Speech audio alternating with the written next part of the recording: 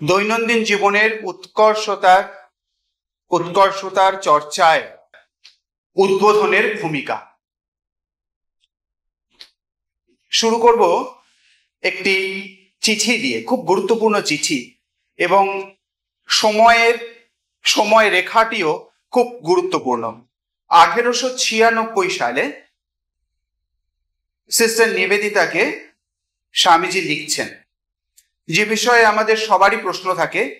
স্বামীজি এত কথা বলেছেন, তার মধ্যে স্বামীজির আসল কথাটা কি, নিষ্কর্ষ কি, স্বামীজি আমাদের কি মূল কথাটি বলেছেন?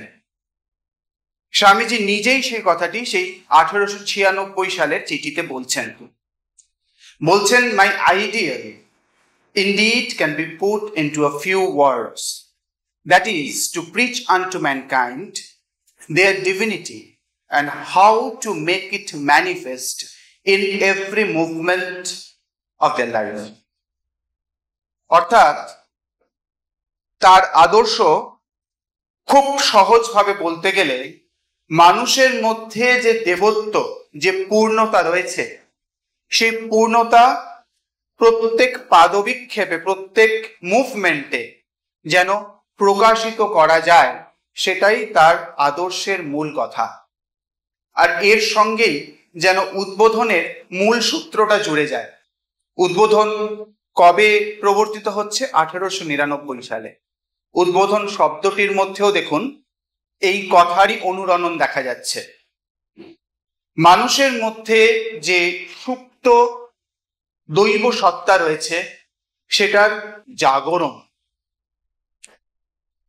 সেই 1899 সালে যখন উদ্বোধন স্বামীজি প্রবর্তন করলেন, তখন সেখানেও তার মূল মন্ত্র হিসেবে কিন্তু দিলেন, ব্রাহ্মণ চণ্ডালকে এক ভূমিতে নিয়ে আসা, সৎবিদ্যার প্রচারের মাধ্যমে, সৎ ব্যবহার প্রচারের মাধ্যমে শাস্ত্রের জটিল কথাগুলিকে খুব সহজ সরল সাধারণভাবে সাধারণের মধ্যে প্রচারের মাধ্যমে যাতে বনের বেদান্তকে ঘরে নিয়ে আসা যায়। শাস্ত্র যারা অধ্যয়ন করেন তাদের মধ্যে একটি ধারণা খুব প্রচলিত, তাকে বলা হয় একবাক্যতা। একবাক্যতা মানে হচ্ছে, ইংরেজিতে বলা যায় সিনট্যাকটিক্যাল কোহেরেন্স, মানে একটি বাক্যর মধ্যে যেন একটা কোহেরেন্স থাকে। এটি কিন্তু ভাবের মধ্যে সাদৃশ্য বোঝাতেও বোঝানো হয়। একই মানুষ, বিশেষ করে ঋষি যে মানুষ হয়েছেন, তার বাক্যের মধ্যে একটি সাযুজ্য থাকে, একটি পারম্পর্য থাকে।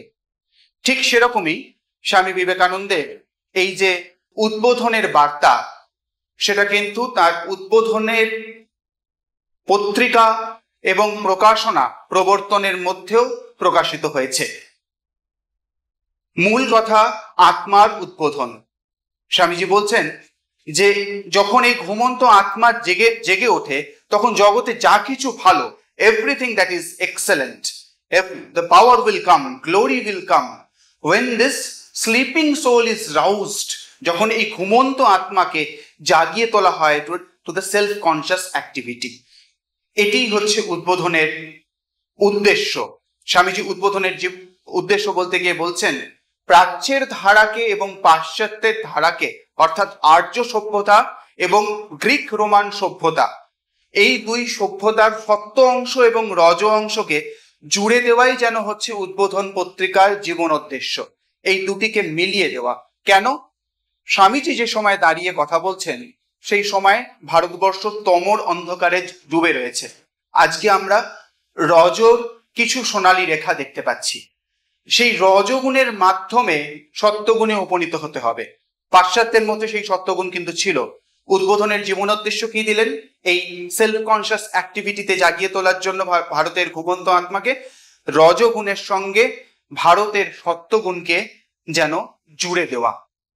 তাহলে একটা স্বাভাবিকভাবেই একটা প্রশ্ন ওঠে, যেটা আজকে আমাদের অনেকেরই মনে প্রশ্ন উঠেছে, যে এই যে ওয়েস্টার্ন ইনফ্লুয়েন্স আসছে, পাশ্চাত্যের ভাব তরঙ্গ আসছে, সেই ভাব তরঙ্গে আমরা যে রত্নরাজি আমরা বক্ষে ধারণ করেছিলাম, জন্মান্তর ধরে আমাদের ভারত ভূমিতে যেগুলি লালিত পালিত হয়েছে সেগুলো কি ভেসে যাবে?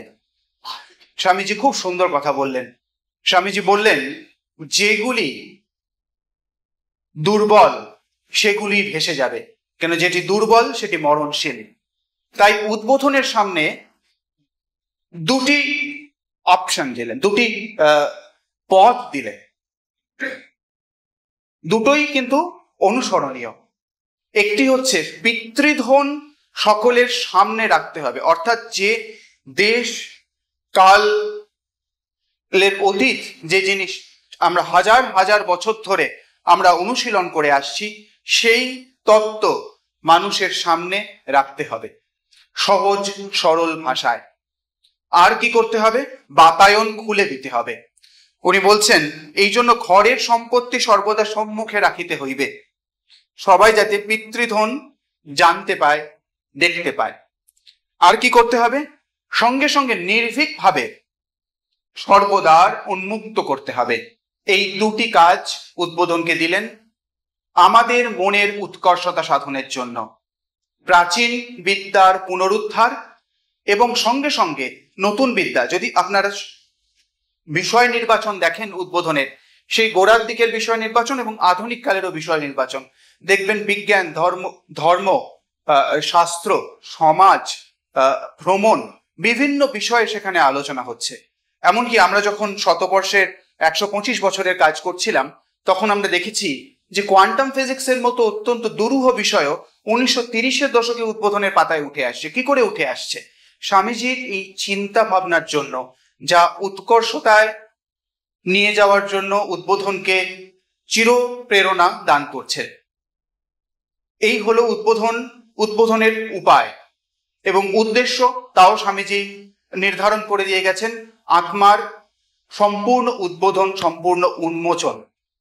তাই আজকে যেন আমরা প্রতিজ্ঞা গ্রহণ করি যে উদ্বোধনের 125 বছর ধরে যে সারস্বত সাধনা চলে আসছে সেটিকে আমরা আমাদের পরবর্তী প্রজন্মের কাছে এগিয়ে নিয়ে যাব। যে বাতিটি আমাদের পূর্বপুরুষগণ প্রজ্বলিত অবস্থায় আমাদের হাতে দিয়েছেন সেটিকে প্রজ্বলিত অবস্থায় আমরা পরবর্তী প্রজন্মের কাছে পৌঁছে দিয়ে যাব। নমস্কার।